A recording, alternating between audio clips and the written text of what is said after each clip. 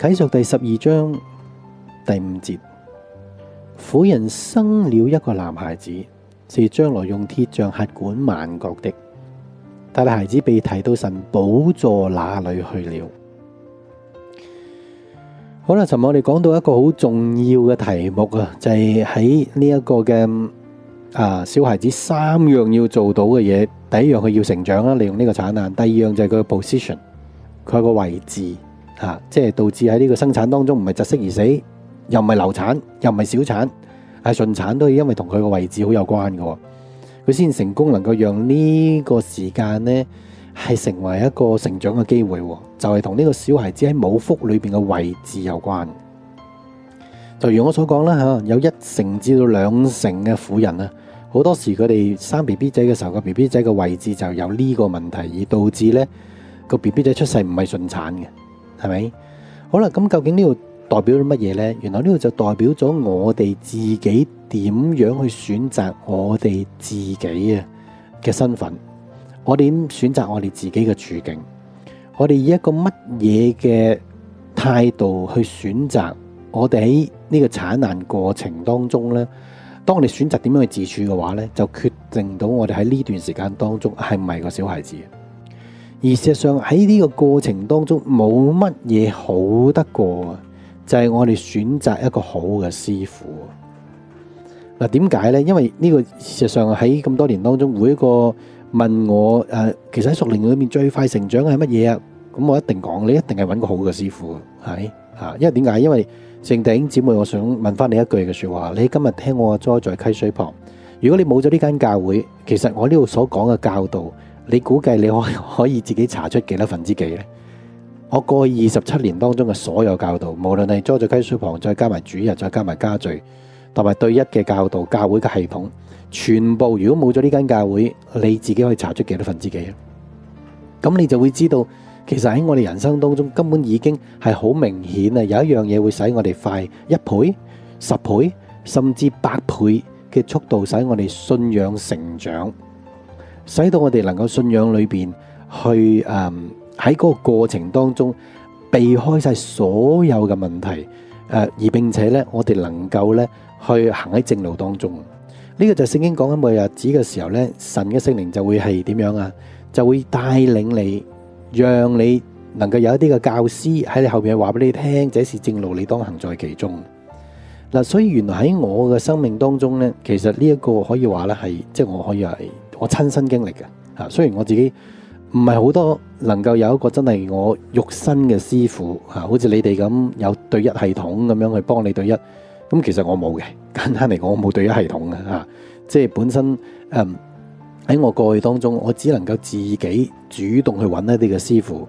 去教我嘅。咁但係講到關於師傅咧，呢一點咧，即係尤其是喺而家你哋嚟講，教會可以提供對一系統啊，又有家聚負責人啊，又有策略家啊，又有好多部門嘅主管啊，係咪能夠使到你可以身在其中啊？你就要喺呢個光景當中識得點樣 position 你自己啊！即係知道自己點樣係所謂處身事內，唔係處身事外，係處身事內嚇。點樣去投入喺當中？點解呢？因為原來呢，就好似一個 BB 仔喺母腹當中嘅成長呢，我哋係小孩子嘅話呢，其實我哋喺師傅嘅懷中，喺佢嘅善意，喺佢嘅愛，喺佢為我哋付出嘅呢個懷中呢，我哋懂得去以一個謙卑敬畏嘅心嘅話呢，其實我哋就會成長。無論係產難當中，佢會帶領我哋點樣去將佢變成一個愉快嘅經歷。就好似你返到石安喺過去呢個過程當中，我哋點樣帶領你去能夠喺個過程當中去成長啊？喺呢個過程當中去預備啊，彼此去討論啊，彼此去同心啊，彼此去示範啊。你見唔見啊？嗰個唔係你自己做到出嚟㗎，嗰個就好似你喺一個胎兒喺母親嘅腹中咧，去接受各樣嘅供應，然後咧你懂得咧喺呢個位份當中咧做好自己嘅話咧，你就會成長㗎。我就係講緊呢樣嘢。原來神眼中看嘅呢個嬰孩，第二樣嘢就係呢一點啦，就係我看為就係乜嘢呢？就係佢懂得咧，好似以利沙一樣咧，去跟以利亞。所以點解你會睇到喺啟示錄當中，以利亞、以利沙呢個教導咧，都係裏邊其中一個元素嚟嘅。因為嗰一班能夠喺呢個過程當中咧，講真啦，唔好講被提咯，就算係捱得過3年半大災難嘅呢一班人咧，都係一定要學習呢個事實嘅。就係乜嘢咧？就係懂得存咗個敬畏同埋尊重嘅心咧，去尋找一個讓你成長嘅一個嘅環境。就算喺產難當中，都唔係用一啲嘅假言假語去，好似安慰劑咁樣去麻醉住你，唔係，而喺就算喺產難當中去俾你知嘅事實，而並且知道我哋個主就翻，我哋要趕快用呢個時間咧去成長，先至係最重要。而實際上，當我講到關於點樣成為以利沙跟以利亞嘅話咧，我可以同你分享一個我自己看為我一生嘅座右銘嘅，就係關於師徒之間嘅關係應該係點樣。就係我看咧。嗰個人咧，一日為師啊，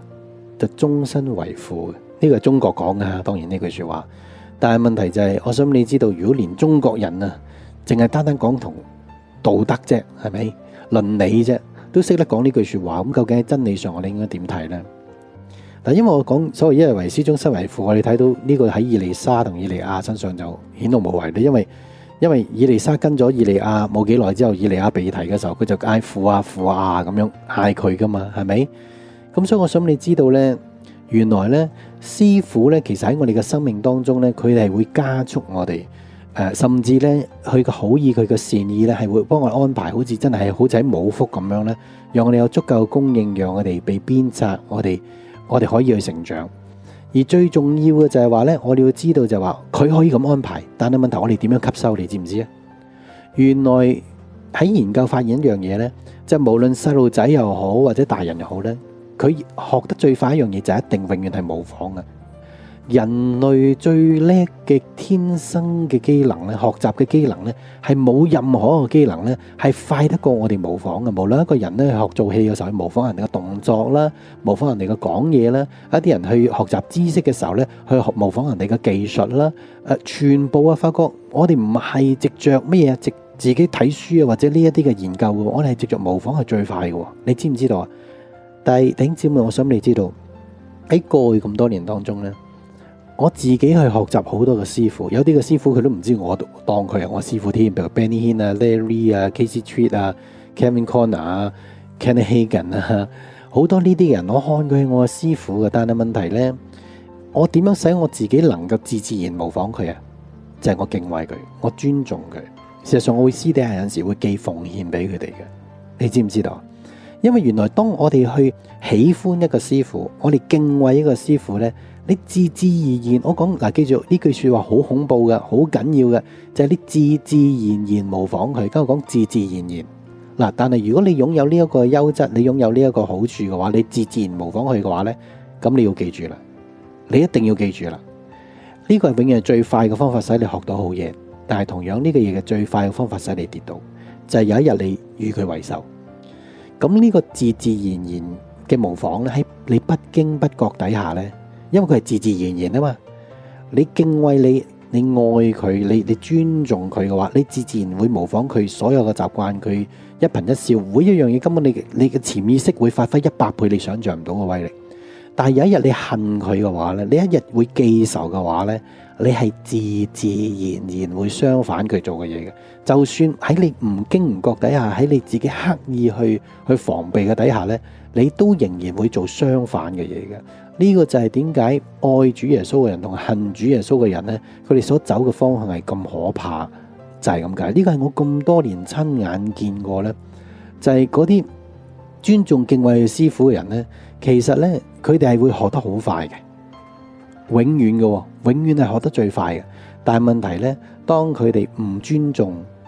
或者仇視嘅話咧，你會發覺嗰啲人咧，以前佢哋自己所堅持嘅所有嘢咧，一日之間化為灰燼不特止，並且做相反嘅。以前佢係誠實，佢而家就變成一個專講大話嘅人。人，以前佢愛人，而家佢專係恨人；以前佢愛神，而家係利用神；以前佢強調神嘅話，而家係強調人嘅情緒。你會睇到呢係好短時間，因為點解啊？因為原來呢，弟兄姊妹，你要改你自己嘅話，你改好多嘢㗎。你想自己去成長嘅話呢，你又要改自己嘅習慣啦，你又要改你自己嘅態度啦，你要改你自己嘅外表啦，你改你自己好多自己會自然有嘅想法啦，你改你自己嘅語氣啊，每一樣嘢你睇到好多呢啲，如果佢逐樣用文字去教呢，你學得好慢。主耶穌用最好嘅方法就係佢同個門徒一齊生活3年半，而佢哋就做咗使徒啦。點解啊？因為當啲門徒佢哋去敬畏主耶穌嘅時候，佢學得最快。就算佢哋唔明，就算嗰樣嘢佢做唔到，我講緊佢做唔到嘅，到主耶穌佢升天之後呢，佢哋直成自然憑記憶都會做到嗰樣嘢嘅。佢慢慢自然就會做到。只要佢一生之久，佢哋仍然係敬畏主耶穌，一日為師，終身為父嘅話呢，嗰個優點咧係永遠唔會消失嘅。你知唔知道啊？但係如果我哋一下子咧將我哋認為係師傅嘅人呢，即係我講緊而家呢個係一個信仰心得啊。喺過去呢，我信主嘅32年當中呢，係未試過，我發覺係有例外嘅，就係你去敬畏你嘅師傅，一日為師，終身為父嘅話呢，你自然呢喺嗰個過程當中，亦同時行真理。記住，咁呢，你淨係會學到你嘅師傅所有好嘅嘢。佢壞嘅你學唔到，但係如果你恨你嘅師傅嘅話呢，或者忘恩負義、恩將仇報嘅話呢，咁就恐怖啦。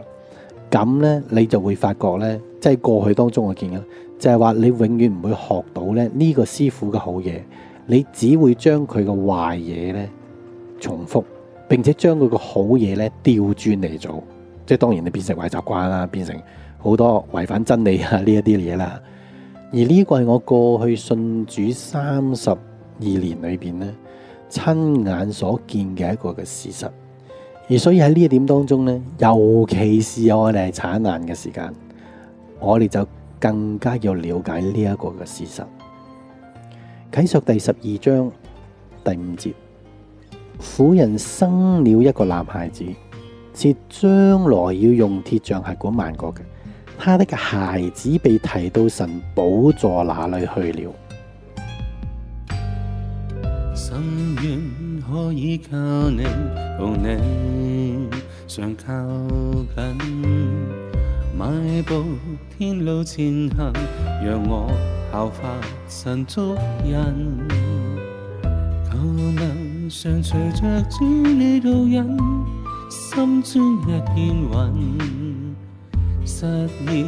豐盛活力人生。沿路有你挽手晝夜結伴行，無限愛意